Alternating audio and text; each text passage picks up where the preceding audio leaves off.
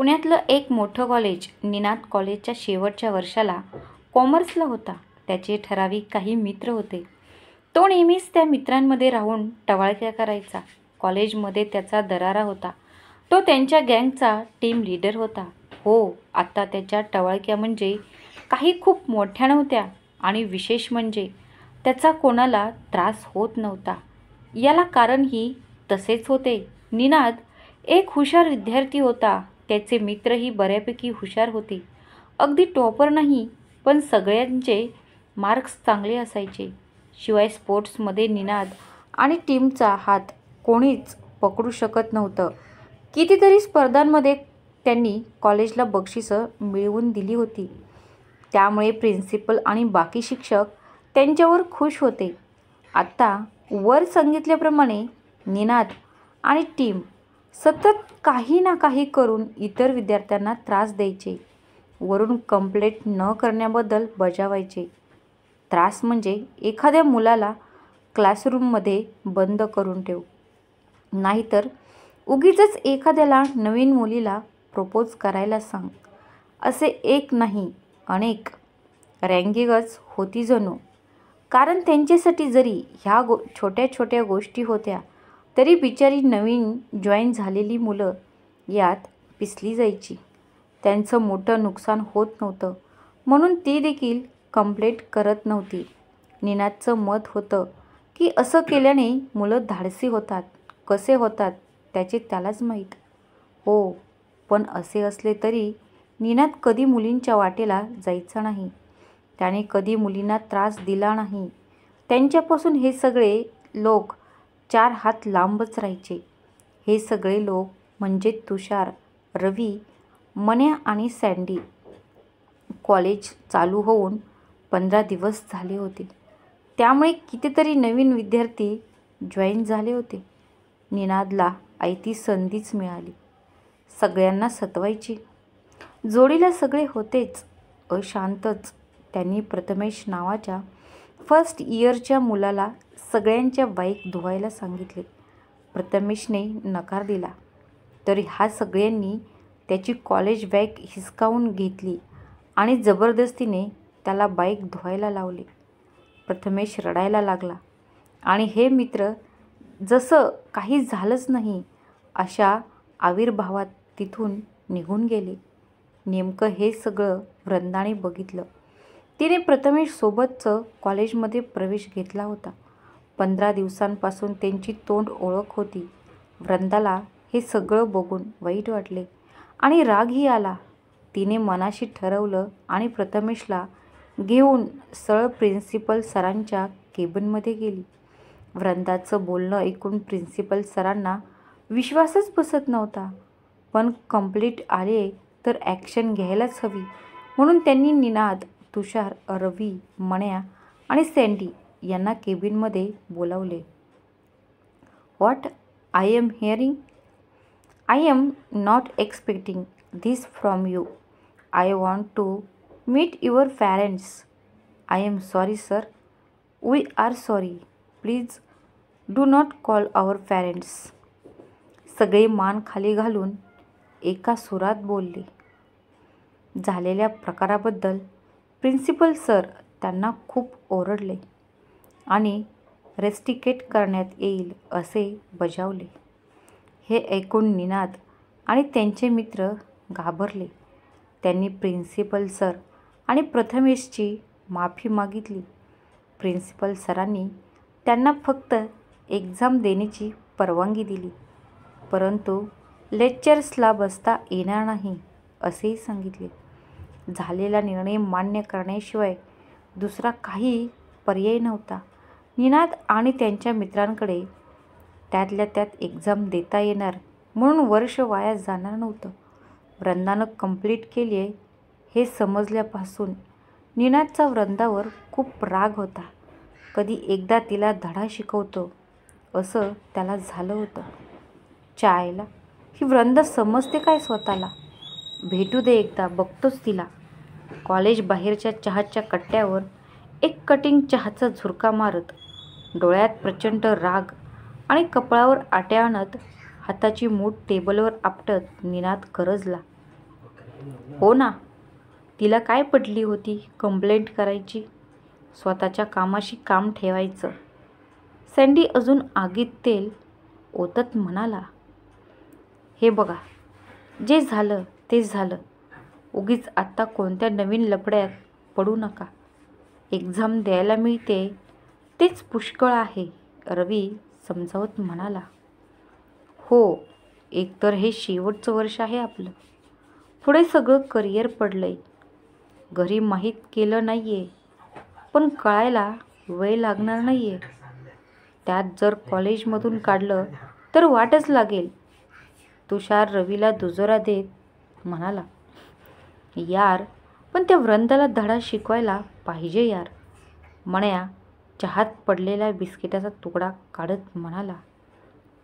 पण तुमचं म्हणणं पण पटतंय मला.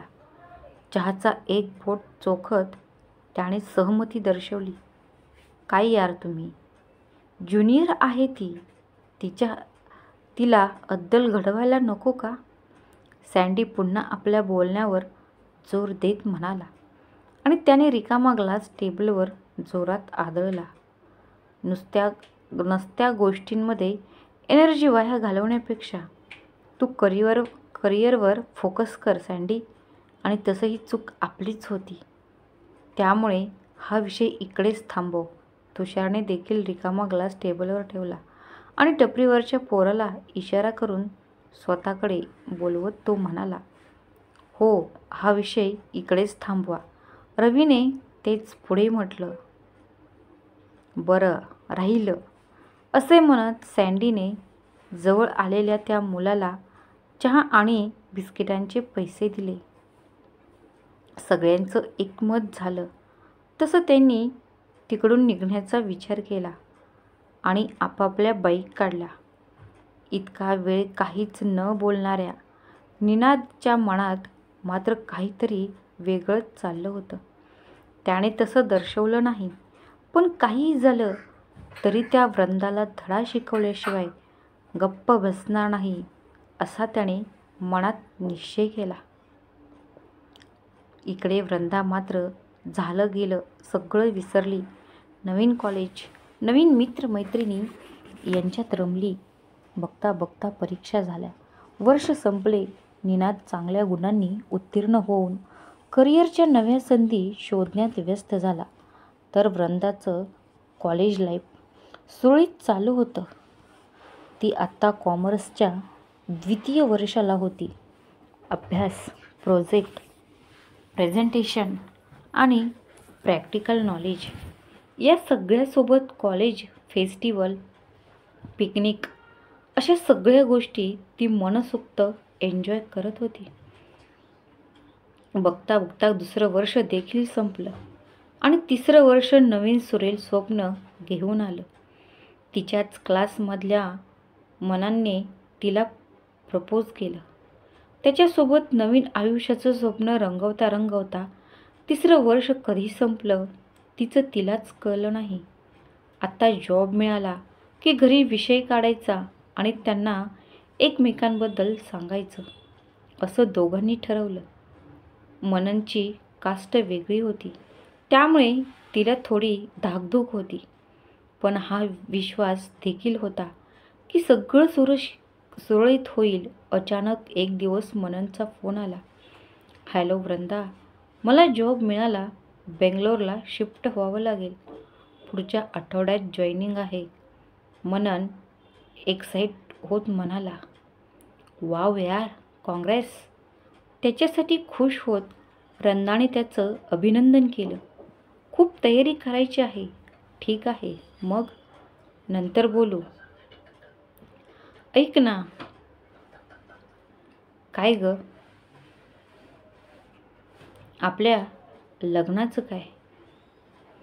अगं बघू ग, एवढी काय घाई आहे? आत्ताच तर जॉब लागलाय. थोडं सेटल होऊ दे मला. बरं, असं म्हणून तिने फोन ठेवला. तरी मनात रुखरुख आणि अनामिक भीती दाटून आली. तिने प्रयत्नपूर्वक त्यांना दूर सारले. काही दिवसांनी वृंदाला एका बँकेत अकाउंटंट म्हणून जॉब मिळाला. घरी बाबा आजारी असायचे आणि एक लहान बहीण शाळेत जायची. आई थोडंफार काम करत होती. घर आणि जॉब हे सगळं करता करता तिची दमछाक व्हायची. त्यात तिने MBAला ॲडमिशन घेतली होती. या सगळ्यात एकच चांगला दुवा होता, तो म्हणजे मनन. त्याच्याशी बोललं की तिला हलकं वाटायचं. पण असं लाँग डिस्टन्स रिलेशनशिप किती काळ टिकणार?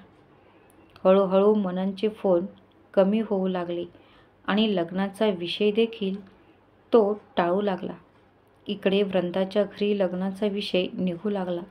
वृंदाला कळून चुकले की मनन आत्ता तिच्या आयुष्यात येणार नाही. तिने तिच्या बाबांना लग्न करण्यास होकार दिला.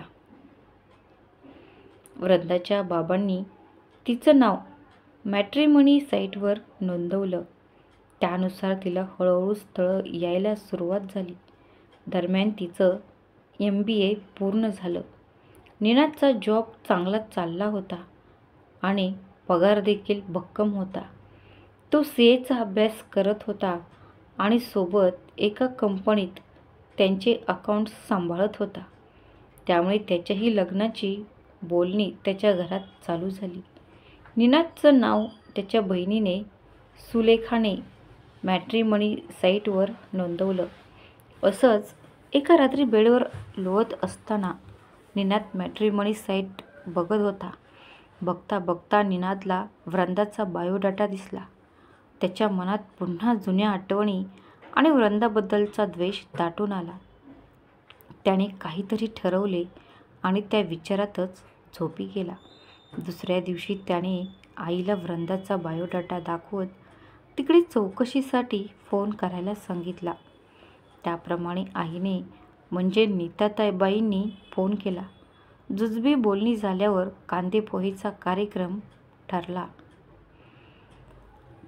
निनादचे आईवडील मॉडर्न विचारांचे होते. त्यामुळे कास्ट एक असो नसो त्यांना काही फरक पडणार नव्हता. वृंदाच्या आईवडिलांशी विचार जुळल्यामुळेच गोष्ट पुढे गेली होती. त्यांनाही कास्टशी काहीच इश्यू नव्हता. कार्यक्रमाच्या दिवशी निनाद आणि त्याचे आईवडील वृंदाच्या घरी पोहोचले. वृंदाच्या आईवडिलांनी त्यांचे स्वागत केले. जुजबी बोलणी झाली आणि तिचे वडील प्रतापराव म्हणाले, निशा बेटा, वृंदाला बोलाव. तोपर्यंत वृंदाच्या आईने सगळ्यांना पोहे दिले. निशा धावत वृंदाला बोलवायला आतल्या खोलीत गेली. थोड्याच वेळात फिक्कट पिवळ्या साडीतील वृंदा हातात चहाचा ट्रे घेऊन बाहेर आली. तिच्या गळ्यात मोत्यांची माळ, कानात मोत्यांच्या कुड्या आणि हातात मोत्यांच्या बांगड्या होत्या. कपाळावर नाजूक पिवळ्या आणि लाल रंगाची टिकली लावली होती. केस मागे क्लचने अलगद बांधलेले होते. जसजशी ती पुढे येऊ लागली, सगळ्यांच्या नजरा तिच्याकडे वळल्या. निनाद तिला बघतच राहिला, पण काही क्षणातच भानावर येऊन हातातल्या पोह्यांच्या प्लेटवर चमच्याने नक्षी काढू लागला. वृंदाने सगळ्यांना चहा दिला, निनादला दिला आणि हलकेच त्याला स्माईल दिली. नंतर एका बाजूला खुर्चीत जाऊन बसली. कॉलेज आणि आता तिच्यात म्हणावा तसा फरक नसला तरी ती बरीच सुंदर दिसते हे निनादला पटत नसले तरी जाणवले होते. वृंदानेही तिरप्या नजरेने निनादकडे पाहिले. फिक्कट निळ्या रंगाचा बारीक चेक्सचा शर्ट आणि फॉर्मल पॅन्ट, हातात टायटनचं घड्याळ, जेलने केसांना दिलेलं मॉडर्न वळण आणि चेहऱ्यावर आत्मविश्वास, यामुळे तो खूपच रुबाबदार दिसत होता. बोलण्यातून त्यांना काही कॉमन फॅमिली फ्रेंड्सची माहिती मिळाली. यावर निनादचे बाबा म्हणाले, चला, म्हणजे अगदीच अनोळखी नाही आहोत आपण. यावर सगळे हसायला लागले. सगळ्यांचं बोलणं चालू असताना त्या दोघांना वेगळ्या खोलीत जाऊन बोलण्याची संधी मिळाली. वृंदाचे वडील म्हणाले, जा बेटा, त्यांना आपलं घर दाखवून ये आणि आतल्या खोलीत बोला तुम्ही दोघं. सगळ्यांनी या गोष्टीला दुजोरा दिला. तसे ते दोघं आतल्या खोलीत जाऊन बसले. इकडचं तिकडचं बोलणं, शिक्षण, जॉब, हॉबीज यावर गप्पा झाल्या. एकंदरीत हिने आपल्याला ओळखले नाही याची निनादला खात्री झाली. त्यानेही मग ओळख पटवली नाही. दोघं बाहेर आले आणि आपापल्या जागेवर जाऊन बसले. सगळ्यांनी मग एकमेकांचा निरोप घेतला. दुसऱ्या दिवशी निनादच्या वडिलांनी वृंदाच्या वडिलांना फोन करून होकार कळवला. होकार आला तसे सगळे खुश झाले आणि लगीनघाईला सुरुवात झाली. साखरपुडा, हळद, लग्न हे सगळं एकत्रच करण्याचं ठरवलं. प्रतापरावांच्या तब्येतीमुळे सगळं साधेपणाने करण्याचे ठरवले. सीमाताई म्हणजेच वृंदाची आई त्याही तयारीला लागल्या. निशा आणि सुलेखा या 2 करवल्या. त्यांनीही उत्साहाने सगळ्या गोष्टींमध्ये सहभाग दर्शवला. नीताताई आणि संदीपराव पुढच्या नियोजनात व्यस्त झाले. उर्वरित भाग पुढच्या भागात. धन्यवाद.